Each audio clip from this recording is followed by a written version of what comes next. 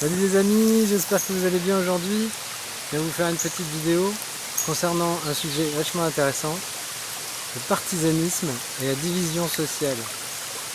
Alors, c'est un sujet qui est quand même assez coton dans nos sociétés parce que on a un mécanisme politique qui a été mis en place sur des jeux de pouvoir et de contre-pouvoir, appuyé sur l'objet de diffuser des idées et d'attirer l'attention dans une direction.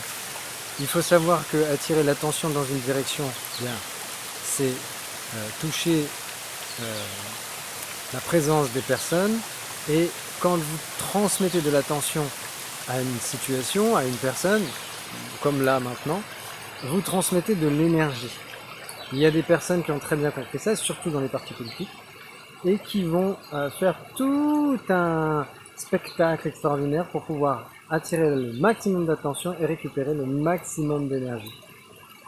De plus, avec ça, ils sont un peu gourmands, ils utilisent aussi la lutte des forces. C'est-à-dire qu'il faut comprendre que quand on met deux éléments en lutte, ils déploient encore plus d'énergie et du coup, ils n'ont plus qu'à se servir. Ça crée de la division sociale, ça empêche le lien harmonieux entre les gens, ça empêche la transmission d'informations qui peuvent être favorables, ça empêche le fait de partager des outils, des choses qui sont plutôt intéressantes pour pouvoir se développer individuellement et collectivement. Voilà. C'est un mécanisme qui crée des limitations entre les êtres et qui empêche les personnes d'avancer dans un sens qui peut être favorable pour eux-mêmes. Hormis dans le parti que vous avez choisi. Alors, je parle d'une autre chose. Quand on dit donner sa voix à quelque chose, c'est pas une blague, c'est prêter sa voix. Donc on va être porte-parole, on va être messager d'une information. Je souligne qu'une information, c'est un phénomène qui est vivant.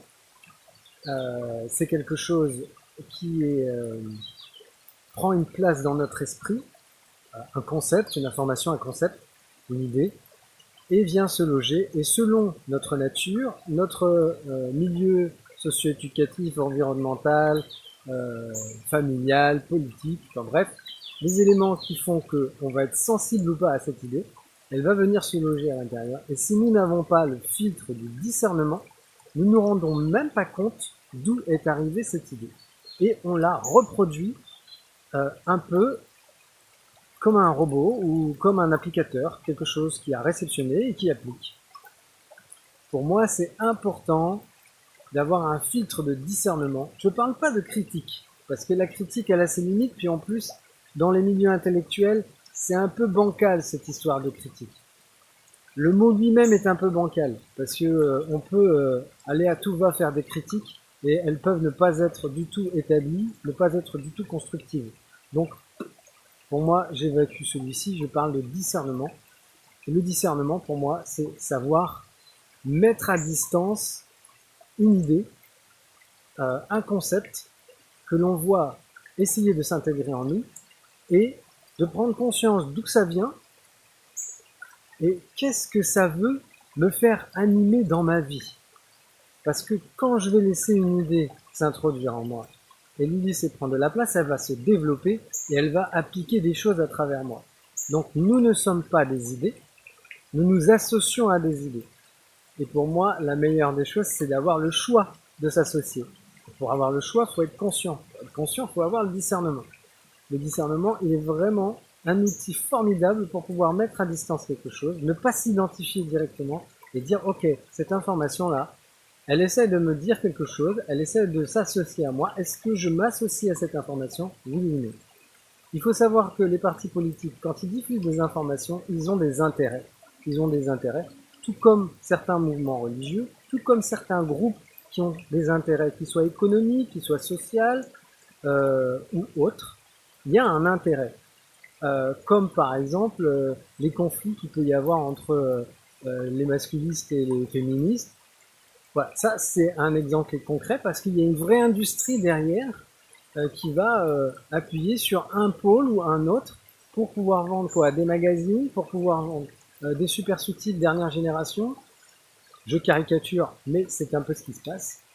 Il faut savoir qu'il y a même des mots qui sont cotés en bourse. Il faut savoir qu'il y a des informations, des concepts, des idées qui sont diffusées par des programmes politiques qui sont établis des années avant. Parce qu'ils enclenchent l'industrie de l'économie grâce à ça. Donc s'ils arrivent à vendre des idées, ça devient un phénomène de mode. S'ils avaient fabriqué des objets pour vendre ce phénomène de mode, les gens vont réagir et vont s'associer à ce produit puisqu'ils ont intégré l'information. Maintenant, on est conscient, on a un peu plus de recul, on a beaucoup plus de discernement.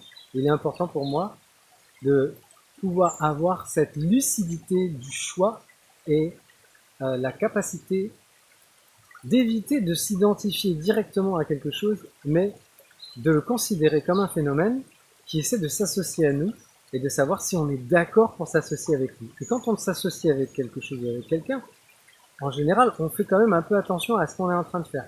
On peut être spontané, on peut aussi faire des erreurs, mais je veux dire, c'est bon d'avoir assez de discernement pour pouvoir se dire, ok, attends, tu veux t'associer avec moi, mais t'es qui? Qu'est-ce que tu veux? C'est quoi ton objectif? Voilà, ça c'est des petites choses qui permettent quand même d'avoir un peu de recul, d'avoir accès à notre pouvoir, et de dire, ok, j'ai envie de participer à ça, ou j'ai pas envie de participer à ça, ou je sais pas, je vais y réfléchir, ou même l'esquiver. Voilà, il y a des gens qui votent pas, moi je vote pas, parce que j'ai compris que ce système ne me correspondait pas, et que j'avais pas du tout envie de nourrir ces espaces-là. J'ai envie de nourrir des espaces de bienveillance et de lien entre humains, au-delà des idéaux, pardon, parce que on est des humains, et on est ici sur Terre à partager cette belle planète. On a des choses qu'on peut faire ensemble, et on peut s'associer pour le faire, si tant est bien que ça peut aider le développement de l'individu et du collectif. Évidemment, en tout cas, c'est comme ça que je le vis en ce moment. Voilà, si vous avez envie de partager sur ce sujet, de réagir, de transmettre votre point de vue, n'hésitez pas. Je suis ouvert à la discussion, évidemment. Et je vous souhaite d'avoir tout le discernement nécessaire pour faire vos propres choix en vos âmes et consciences. Merci. Allez, à bientôt les amis. Ciao, ciao.